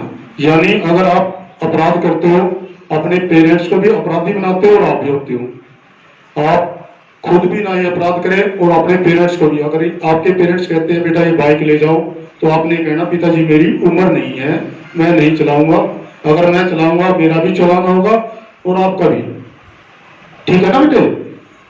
न तो आपने चलानी है और अपने पेरेंट्स को भी उनको बताना है पिताजी अगर मैं 16 साल का अभी नहीं हुआ, मैं स्कूटी नहीं चलाऊंगा, अगर 18 साल से कब का, 18 साल जो पूरा, मोटरसाइकिल वगैरह तभी चलाऊंगा। अगर आप अपने पेरेंट्स को मोटिवेट करोगे, इन चीजों के बारे में बताओगे, तभी पता लगेगा मेरा बेटा वाकई में स्कूल में जाता है, उसे ज्ञान है, ठीक है ना। एक क्या होता है, जैसे मोबाइल वगैरह यूज करते हैं, ये घर जाके बताना बेटा अपने माँ बाप को, मोबाइल यूज करते हुए, जैसे मैं मोटरसाइकिल चला रहा हूँ, गाड़ी चला रहा हूँ, ये अमूमन बात है भाई, मैक्सिमम ये होता है, गाड़ी चलाए हुए कान पे फोन लगा रहा है, कौन बोल रहा है, क्या कर रहे हैं, पता नहीं कितना क्या डिस्कस हो रहा है। तो मोबाइल में किसी का फोन आ गया, मान लीजिए किसी के साथ कोई डिस्कस हो रही है, तो उसका माइंड डाइवर्ट हो जाता है ना, तो उसका दिमाग उन बातों में चला जाता है और व्हीकल की तरफ नहीं होता, जिसके कारण दुर्घटना होती है नहीं? बोलो प्लीज एक बार, होती है ना। अगर आप यहाँ पढ़ाई कर रहे हो, आपका कोई फोन आ जाता है, तो आपको ये नहीं पता रहता मैं कौन सा लेसन पढ़ रहा हूँ, कौन सा क्वेश्चन पढ़ रहा हूँ, तो आपका दिमाग डाइवर्ट हो जाता है। ऐसे ही सड़क के ऊपर होता है, तो अगर उसका माइंड डाइवर्ट होगा तो 100% दुर्घटना होगी, उसका भी फाइन 5,000 रुपये। अगर कोई मोबाइल सुनता है, उसको पुलिस पकड़ती है, तो 5,000 रुपये फाइन होगा उसका। बोलना अपने पेरेंट्स को, अगर फोन करते हुए गाड़ी चलाएगा तो 5,000 रुपये फाइन, उसको एक्सक्यूज मत कराना, ठीक है ना, ये घर पे बताना है। और बेटे जैसे मान लीजिए कोई भी व्हीकल है, जैसे आप स्कूल में आए हो, तो आपका यहाँ रजिस्ट्रेशन होता है, यानी एडमिशन होता है ना, तो आपके पास वो प्रूफ होता है। ऐसे व्हीकल का रजिस्ट्रेशन होता है बेटे,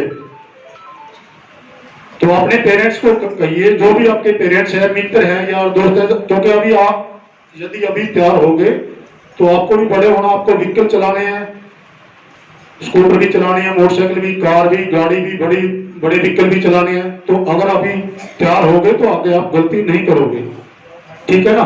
तो व्हीकल का रजिस्ट्रेशन नंबर होता है, उसको आरसी बोलते हैं, ठीक है ना। वो आरसी जरूर होता है, उसमें क्या लिखा होता है, व्हीकल का मॉडल नंबर, व्हीकल का इंजन नंबर, ठीक है ना, इस प्रकार के उसके डॉक्यूमेंट, हाँ भाई ये अथोराइज है, ये इस कंपनी से बना हुआ है, इतनी डेट का बना हुआ है, इतनी डेट तक चलेगा, इसके बाद इसको एक्सपायर कर देंगे। उसके ऊपर सारी डिटेल लिखी हो जाती है। उसके बाद बेटा होता है ड्राइविंग लाइसेंस। क्या होता है? Driving licence. ड्राइविंग लाइसेंस किसको मिला? जो ड्राइव करता है, जो गाड़ी को चलाता है, ठीक है, उसका ड्राइविंग लाइसेंस भी जरूर होना चाहिए। वो कब बनता है? जब आप गाड़ी सीख के तैयार हो जाओगे। वैसे नहीं मिलता बेटो, जब आप गाड़ी सीख लोगे, जैसे शिक्षा आप फर्स्ट क्लास में हो, अगर उसके एग्जाम दे दोगे तभी सेकंड में होगे ना, तभी पास होगे ना। फर्स्ट क्लास का तभी सर्टिफिकेट मिल गया ना, भाई आप पहली कक्षा में पास हुए हो। ऐसे बेटे लाइसेंस का होता है, लाइसेंस तभी मिलता है उसको जब वो मोटर व्हीकल के रूल को फॉलो करता है और उसको पास कर लेता है, उसकी उम्र कवर हो जाती है। ठीक है, आपने आपको बताना अपने पेरेंट्स को, जब भी अपने घर से आपके पेरेंट्स निकले, आपने क्या चेक करना? पापा जी इस गाड़ी के लाइसेंस है? पापा जी इसकी गाड़ी के लाइसेंस है? आपके पास ड्राइविंग लाइसेंस है? नंबर 2 बात ये जरूर पूछना है।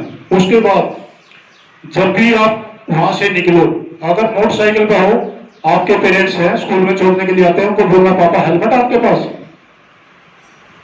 हेलमेट अपने पिताजी को बोलिए, अपने माता जी को बोलिए, आपकी मम्मी हो या आपका पिताजी हो, उसको बोलिए हेलमेट लगाएंगे। और मैं बिल्कुल श्योर तो तब होगा जब आपके पेरेंट्स के साथ आप भी हेलमेट लगा के चलो। क्योंकि हेलमेट क्या है कि हम सोचते हैं भी सिर्फ जो ड्राइविंग कर रहे हैं उसी के लिए हेलमेट जरूरी है।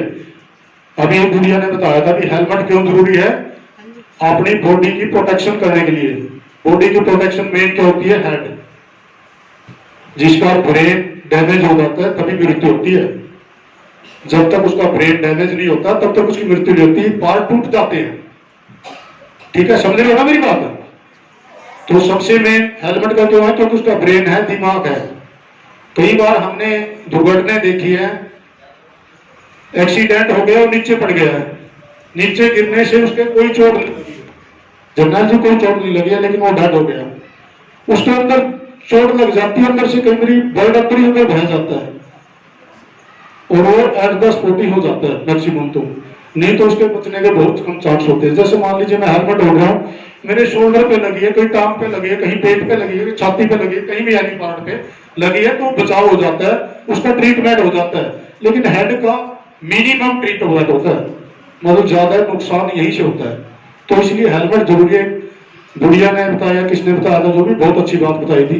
तो आप जब भी चलो अपने पेरेंट्स को ये बोलो, पापा या मम्मी भाई हेलमेट होड़ के चले, और हमारी अगर मोटरसाइकिल पे बिठाना तो हमें भी हेलमेट ला के दो। बोलोगे बेटा? तभी मेरे आने का फायदा है। गाड़ी में बैठे हो, जब भी गाड़ी में बैठते हो तो जो गाड़ी ड्राइव कर रहे हो सीट बेल्ट लगाए, प्लस उसके साथ जो बैठे हो भी सीट बेल्ट लगाए। अब हर गाड़ी में सीट बेल्ट दी हुई है, उसका प्रयोग करो।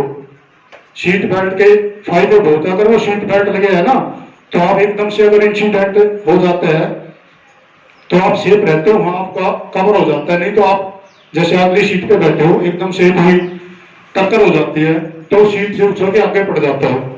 अगर सीट बेल्ट लगी तो वही रह जाता है, उसकी बचाव हो जाता है। अगर मैक्सिमम एक्सीडेंट होया तो सेफ्टी नहीं है, अगर तो मिनिमम एक्सीडेंट होया तो गाड़ी डैमेज हो जाती है, लेकिन आप सेफ रह जाते हो। सीट बेल्ट का ही है। अगर आप सीट बेल्ट ना लगाओगे तो 1000 रुपये पर मेंबर। अगर मेरे पास मेरी गाड़ी में 4 पर्सन बैठे हैं, अगर एक ने भी सीट बेल्ट नहीं लगाई तो भी उसका भी जुर्माना है 1000 रुपये। अगर हेलमेट नहीं डालोगे तो हेलमेट का पर मेंबर 1000 रुपये जुर्माना है। मान लीजिए मैंने हेलमेट ओढ़ लिया, मेरे पीछे मेरा बेटा या मेरी बेटी बैठी है, उसने नहीं डाला है, तो उसका भी चलाना बेटा, क्योंकि वो भी एक पार्ट ऑफ बॉडी है, वो भी डैमेज हो सकती है, वो भी मर सकता है। ठीक है ना? ये नहीं भी हेलमेट ओढ़ लिया सिर्फ ये सारे उसकी प्रोटेक्शन होगी। हेलमेट सिर्फ एक पर्सन के लिए है, भाई मेरा सिर है, पीछे बेटा उसका भी है। ठीक है ना? तो ये बेटे इंप्लीमेंट करना है, ऐसे नहीं भाई सुन के जाना है। मैं दोबारा आऊं तो अगर क्वेश्चनिंग करूं तो आपने ये बताना भी जब भी मैं घर से निकलता हूं तो मेरे पेरेंट्स हेलमेट ओढ़ के चलते हैं, मैं भी हेलमेट लगा के चलती हूँ या चलता हूँ।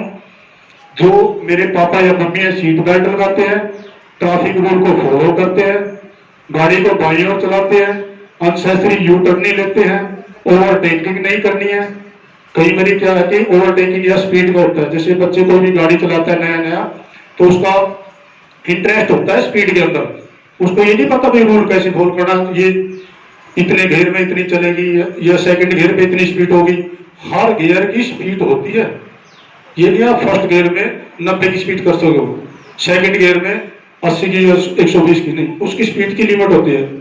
कंपनी भी देती है जो बनाती है, लेकिन आपने उसकी मर्यादा भी, उसके अंदर एक बोर्ड भी होता है, डैश बोर्ड होता है, उसके अंदर भी होता है इतनी स्पीड में ये चलेगी, इतनी स्पीड में सुई चलेगी, उसके अकॉर्डिंग चले, नहीं तो रेड पे चली जाती है, ओवर स्पीड हो जाती है। बत्ती देखोगे ना गाड़ी होगी किसी के पास, मोटरसाइकिल गाड़ी वगैरह ओवर स्पीड, वो आप उसके साथ क्या जबरदस्ती करते हो गाड़ी के साथ। ऐसा नहीं करने और नहीं करने देना है।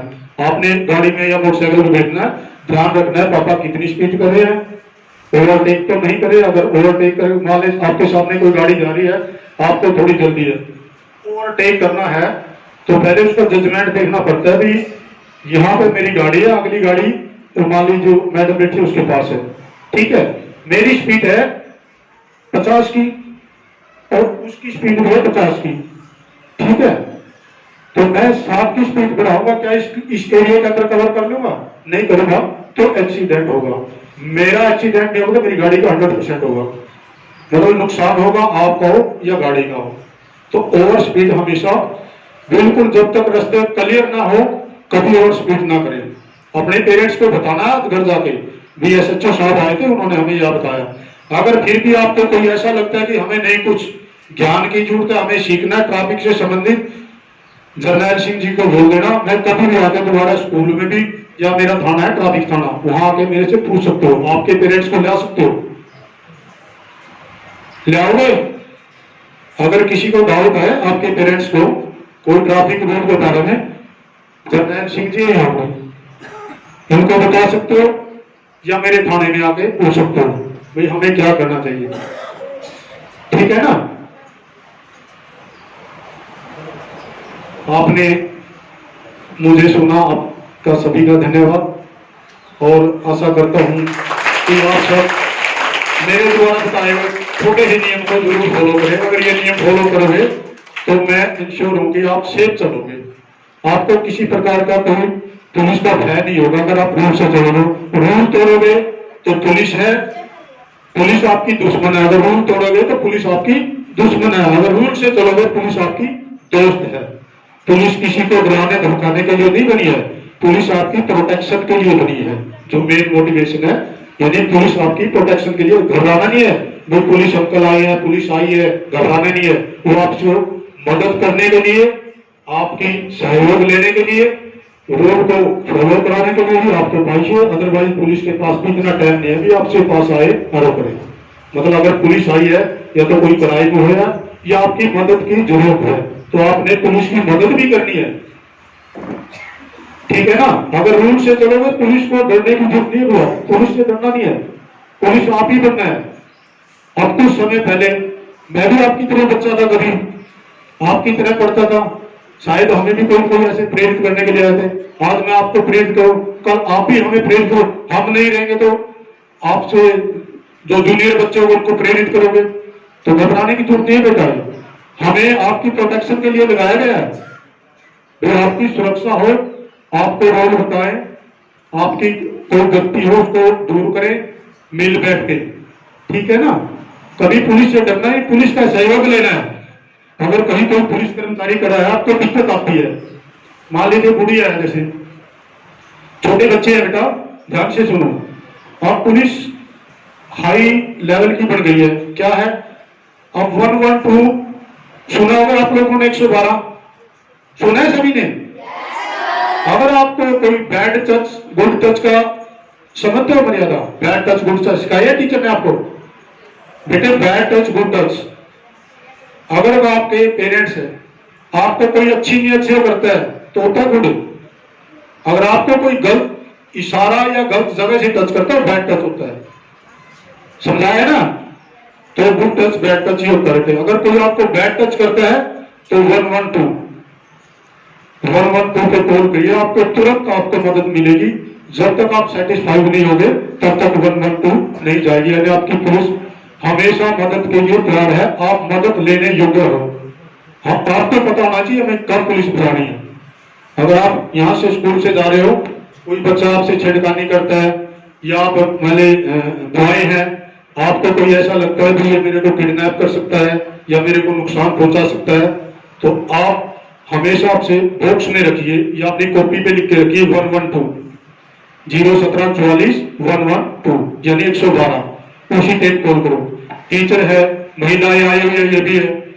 अगर आपको ये लगता है ना कि मैं सेफ नहीं हूं, तो आप 112 का प्रयोग कीजिए, आपको 5 मिनट में तुरंत मदद मिलेगी और आपकी मर्यादा भी भंग नहीं होगी।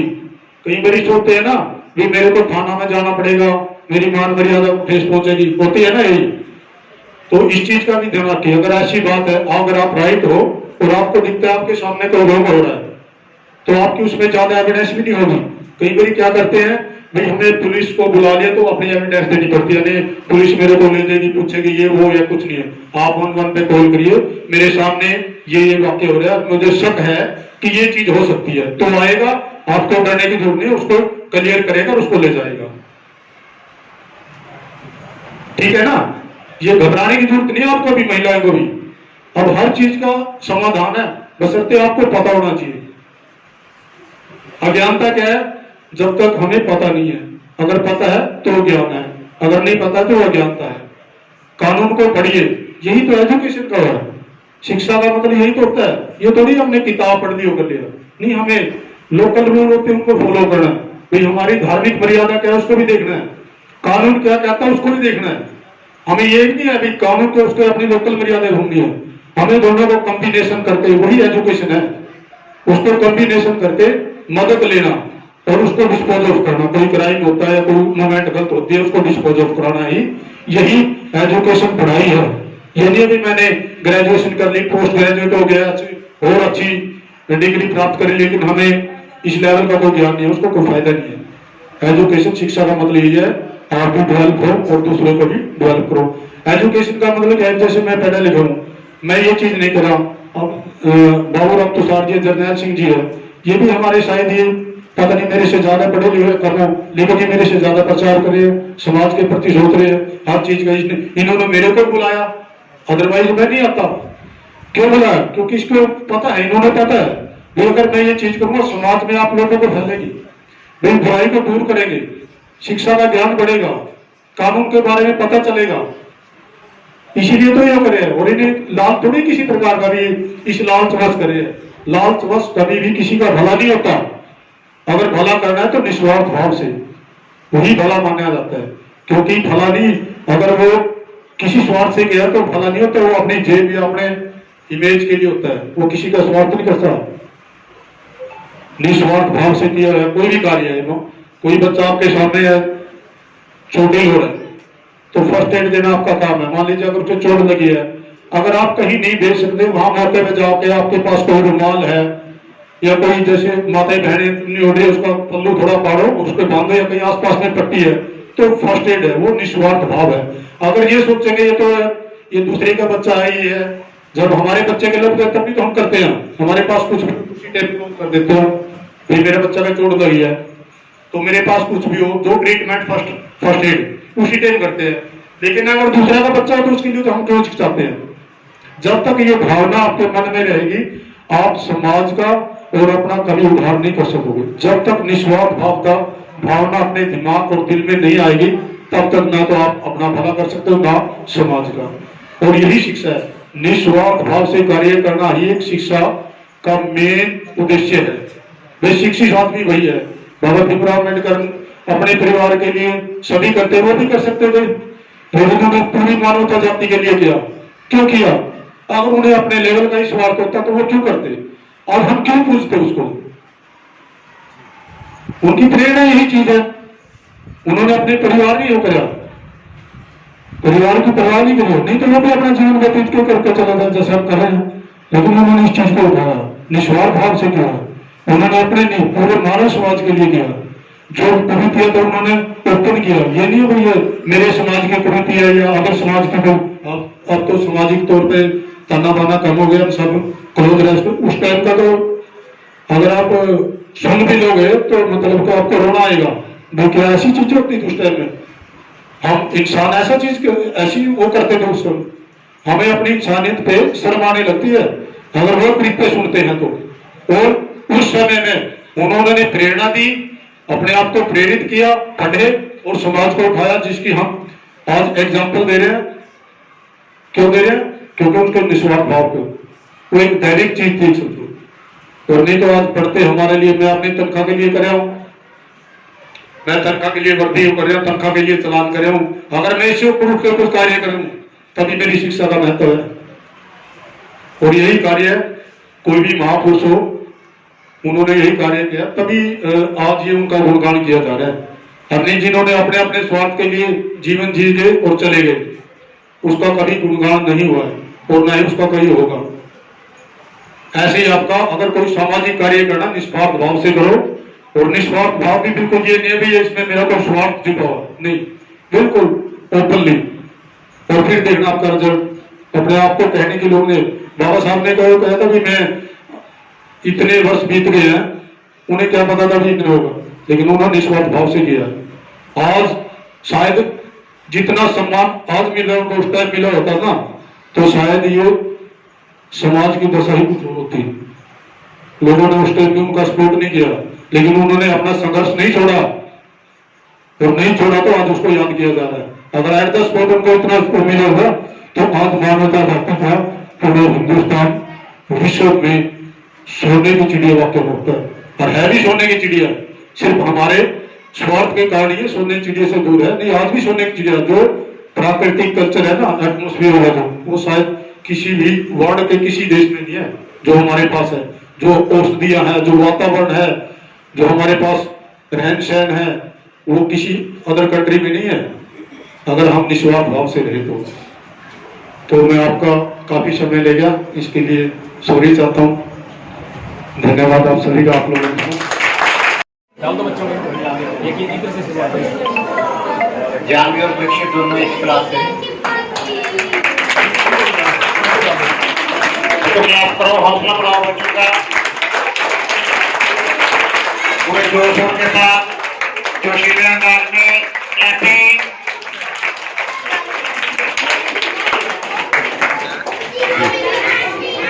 जी जी हाँ लग जाएगा आधा घंटा, रात वही है सुनी।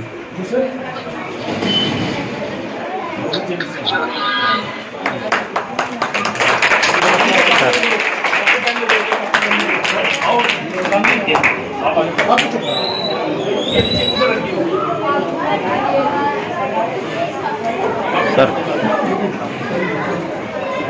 आ जाओ, एक और दे दो, आप इस साइड आ जाओ सर, दो।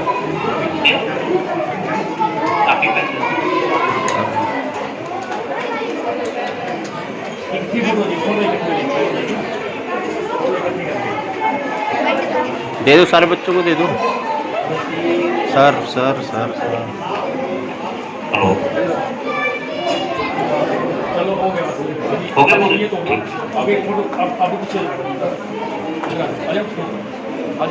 मैडम मैडम इस साइड आ जाओ सर।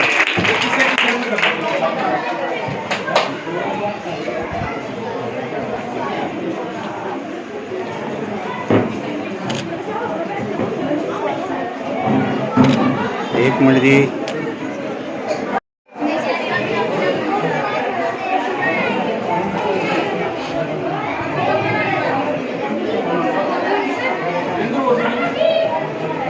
सर को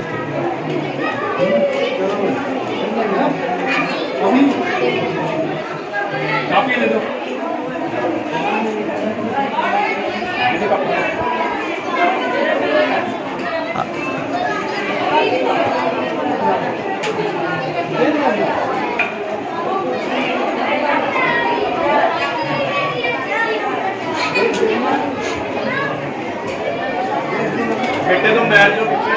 सर साथ हो जाओ सर, गुरुजी मैडम थोड़ा पीछे आ जाओ आप। हाँ हाँ सर साथ हो जाओ, सर साथ हो जाओ थोड़ा सा। गुरुजी सामने देखिए एक बार। नेक्स्ट है थर्ड पोजीशन।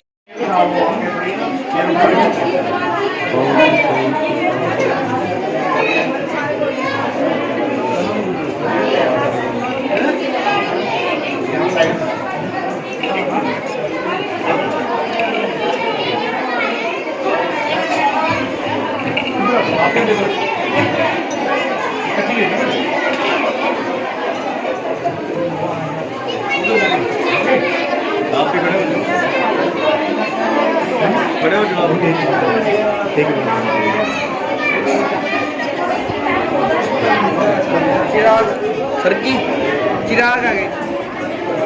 कौन क्या है फर्स्ट सेकंड थर्ड? कुत्ते की मार रखी है फिर बाहर कर दो। बच्चों क्लैप करो। ये जो प्राइज आपको दिए जा रहे हैं से आगे बढ़ने की प्रेरणा मिलती है। चल डाल दे, यही दे दो। फर्स्ट वाला डाल दे, पीले वाला।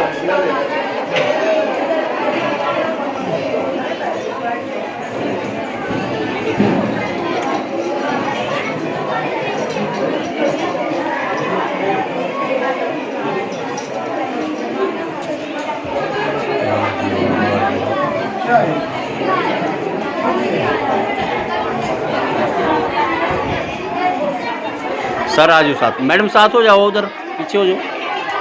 हाँ ठीक है सर सामने। Yes sir, thank you sir. जो ट्रैफिक पुलिस से आए हुए हैं तो उन्होंने अपनी पॉकेट से संस्था को 1100 रुपए दान दिए हैं। बहुत बहुत आभार।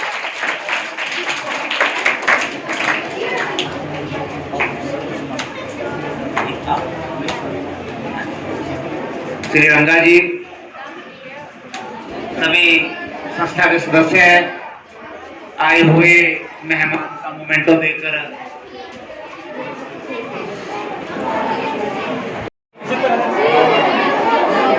सिंह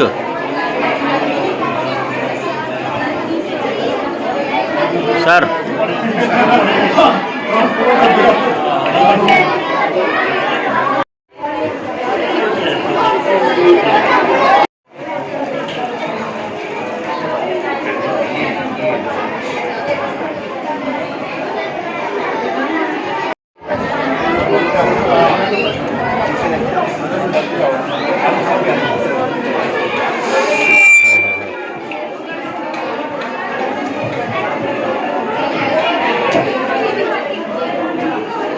प्राइमरी स्कूल के स्टाफ,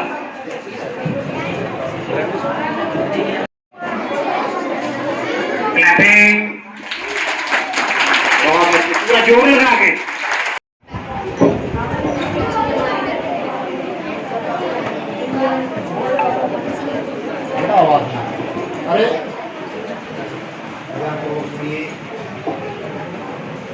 मान और सम्मान के योग्य हमारे आए मेहमान,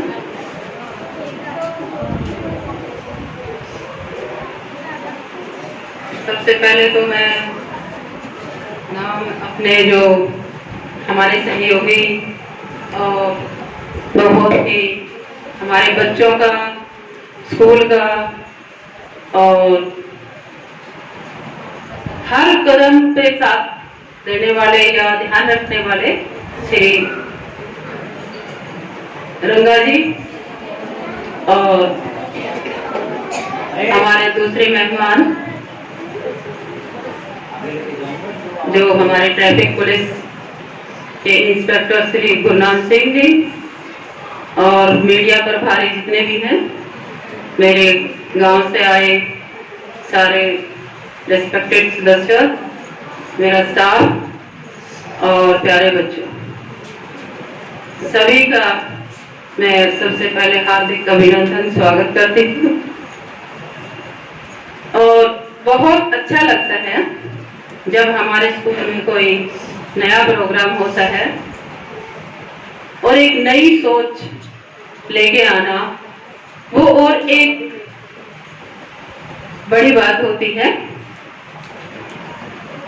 हम सारे काम तो हम कर लेते हैं, लेकिन उसको एक नए ढंग से करना, एक अलग सोच बनाना, ताकि हमें वो आने वाले दिनों में भी याद रहे। ऐसा बहुत कम हमारे में से सोचते हैं कि ऐसी छाप छोड़ी जाए कि जो आगे तक याद रहे।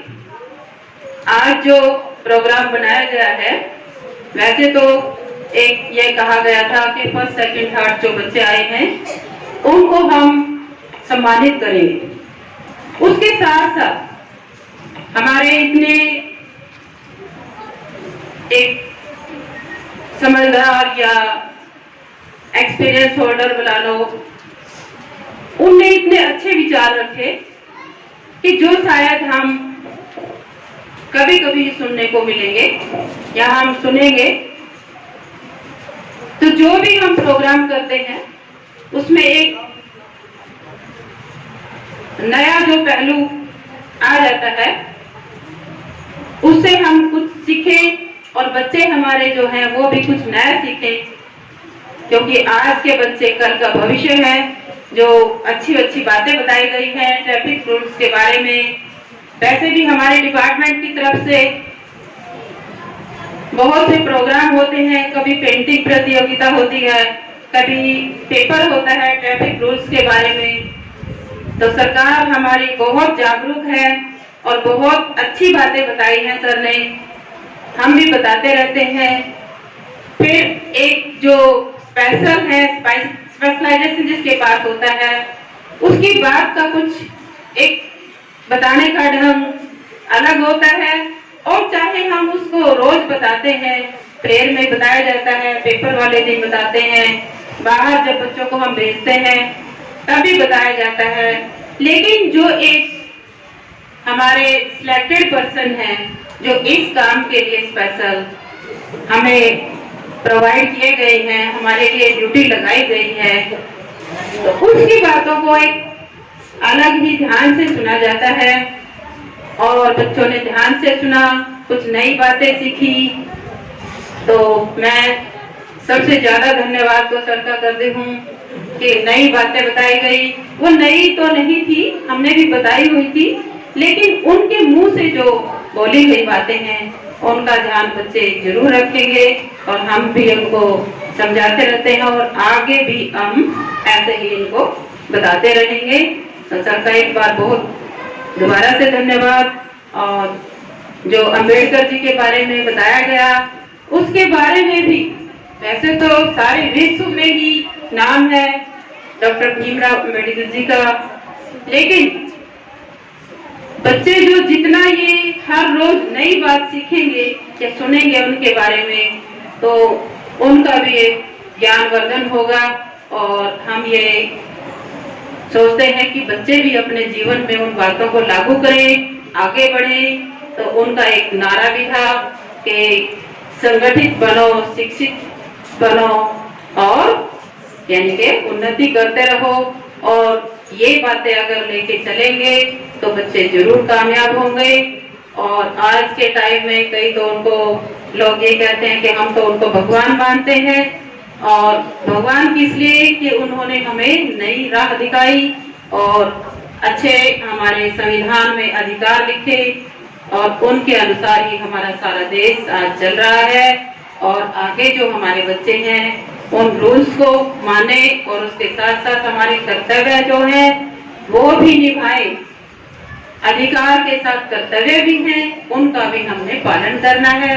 वो हम इनको बार बार बताते रहते हैं कि हम ये सोचते हैं कि मेरा तो ये अधिकार था, लेकिन कई बार हम अपने कर्तव्य भूल जाते हैं और वो कर्तव्य भी याद रखें।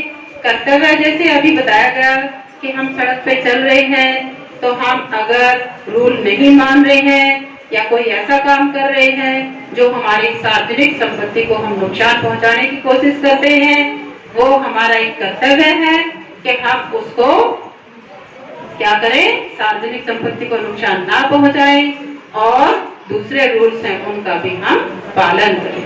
तो मैं थोड़े शब्दों के साथ ही एक बार सभी का और धन्यवाद करती हूँ। बहुत बहुत धन्यवाद। और हम आगे उम्मीद करते हैं कि हमारे स्कूल में ऐसे प्रोग्राम आगे भी करते रहें। भगवान इनको ये प्रेरणा दे कि बच्चों के लिए कुछ और नया लेके जाए और बच्चे भी नया सीखें। तो बहुत सा धन्यवाद।